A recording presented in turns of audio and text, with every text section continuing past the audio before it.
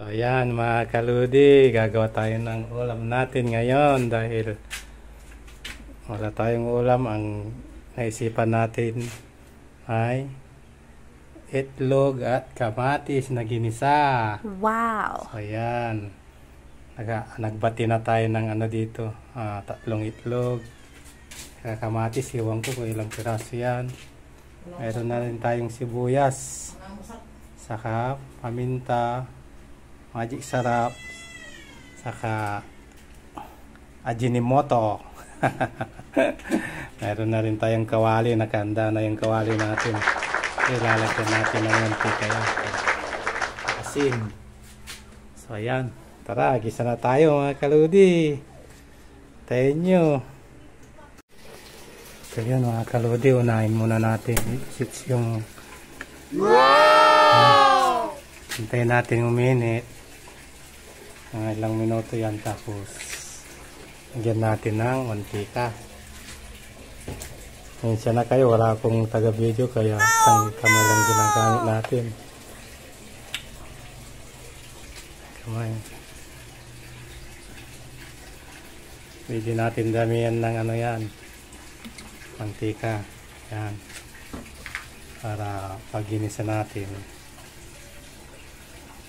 So ayan, hintayin natin na minute yung mantika mga kaludi. Tapos lagay natin yung bawang. So ayan naririnig nyo, tumutunog. Ibig sabihin yan, may tubig yung mantika natin. Niluluto niya. At tamang apoy lang tayo. Ito yung mga ingredients natin mga kaludi.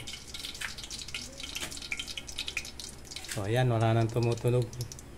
Kunti na lang yung bumubulaw. Ayan pwede na natin lagay yung bawang. Unahin natin yung bawang. Bali lang tong bawang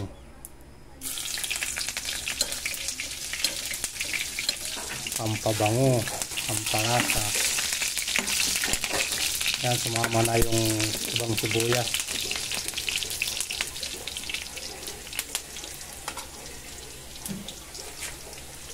Yan, sunod na natin tong sibuyas.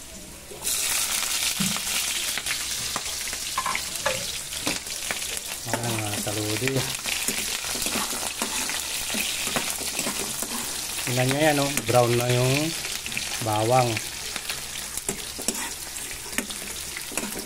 Itong sibuyas, hindi natin lulutuin mabuti. Pag na yan, kumubo na.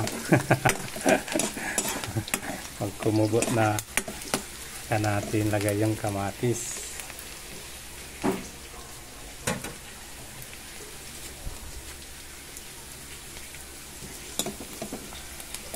Ayan kumukubat na mga kaludi. Golden brown na yung bawang yan nauna.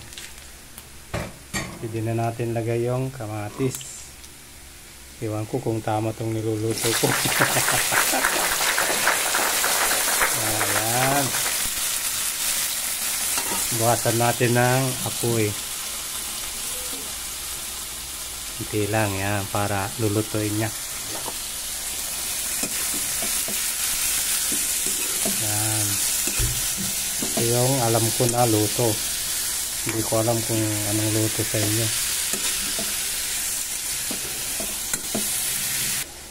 So ayan, hintayin natin kumubot uli yung kamatis mga kaludi. Pag kumubot na yan, lagay natin yung ibang ricado. So ayan mga kaludi tingnan nyo, na yung kamatis, kumubot na. Medyo durog na siya, malapot na siya Yan, pwede na natin ilagay yung mga ricado nyan. Lagyan natin ng konting paminta. Yan, paminta. Yan, magic. Hindi lang ito magic. Yan.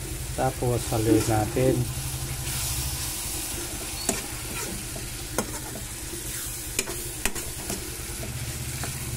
Ayan. Lagyan natin ng konting bitchin.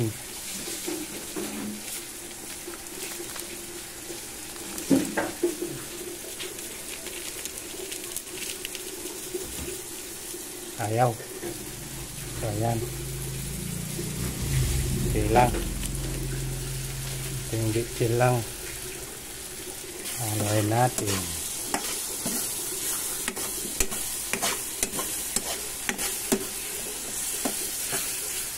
Oops.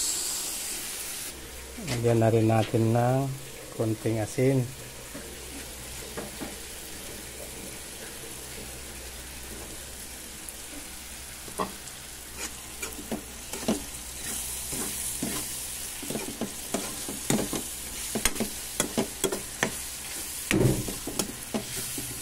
Yun.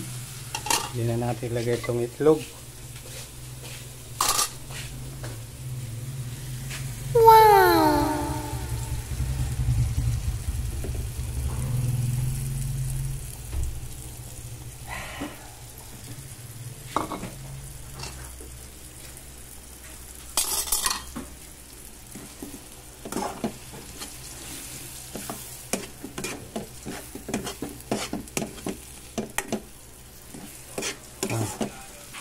Papa lang yan, masarap na oh.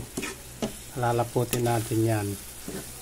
So, antay-antay nyo lang, lalapot din yan mga kalodi. Mas maraming itlog mas maganda. Ayan oh. Kung gusto nyo ng malapot ganito, pwede na rin. Kung gusto nyo ng medyo siya, tuyo, pwede rin.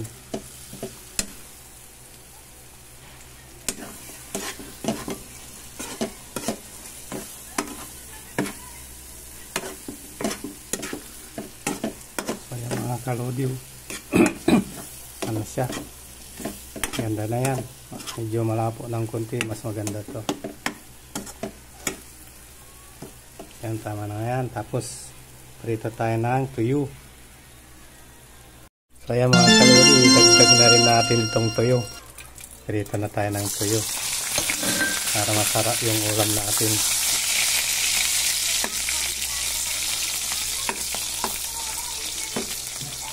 Yan, dito na rin ako nagprito sa pinagitan natin.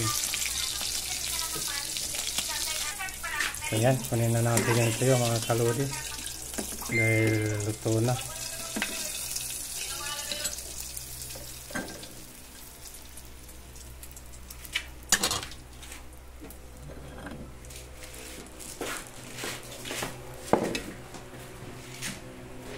Ayun.